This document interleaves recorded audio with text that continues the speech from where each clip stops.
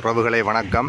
இதுதான் நீங்கள் பார்த்து கொண்டிருக்கின்ற இந்த இந்து மயானம், அதாவது அரியாலை சித்துப்பாத்தி இந்து மயானம், அதாவது சித்துப்பாத்தி இந்து மயானம். இதுதான் இந்த மனித புதகுழி அண்மையில் கண்டுபிடிக்கப்பட்ட இந்து மயானம். அதாவது இந்து மயானத்தில் இந்துக்கள் எவருமே உடல்களை புதைப்பதில்லை, எரியூட்டுவதே வழக்கம். எனவே இந்து மயானத்தில் மனித எலும்புக்கூடுகள் கண்டுபிடிக்கப்பட்டது என்பது அவை ஒரு கொன்று புதைக்கப்பட்ட தமிழர்களின் எலும்புக்கூடுகளாகத்தான் அடையாளப்படுத்தப்பட்டிருக்கின்றன. இதற்கு எதிராகத்தான் இன்று சர்வதேச விசாரணை கோரி அமைதி வழி போராட்டம் ஒன்று செம்மணி பகுதியில் நடைபெற்று கொண்டிருக்கின்றது.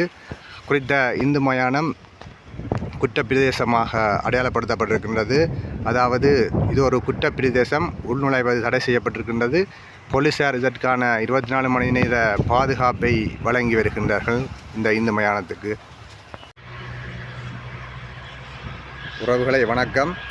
நீங்கள் இப்போது பார்த்து கொண்டு இருப்பது அரியாலை சித்துப்பாத்தி இந்து மயானம். அதாவது அண்மையில் மனித புதைகுழி, அதாவது பல எலும்புக்கூடுகள் 20 வரையான குழந்தைகள், சிறுவர்கள், பெண்கள் உட்பட 20 வரையான தமிழர்களுடைய எலும்புக்கூடுகள் கண்டுபிடிக்கப்பட்டு மேலதிக அகழ்விற்காக நீதிமன்றத்தில் வழக்கு நிலுவையில் இருக்கின்ற இந்த இந்து மயானத்தினுடைய மனித புதைகுழி தொடர்பாக மனித புதைகுழியில் இருக்கின்ற விடயங்கள் சர்வதேச ரீதியாக ஆராயப்பட வேண்டும் என்று கோரி இன்று அமைதி வழியான ஜனநாயக பாரிய மக்கள் போராட்டம் ஒன்று செம்மணி பகுதியில் நடைபெற்று கொண்டிருக்கின்றது.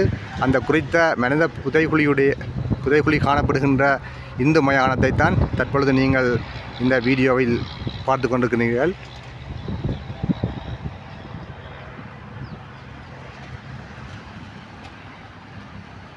குறித்த இந்து மயானம் ஏனையின் ரோட்டிற்கு அண்மையில் இந்த சித்துப்பாத்தி அரியாலை செம்மணி இந்து மயானம் ஏனையின் வீதிக்கு அருகாமையில் அமைந்திருப்பது குறிப்பிடத்தக்கது.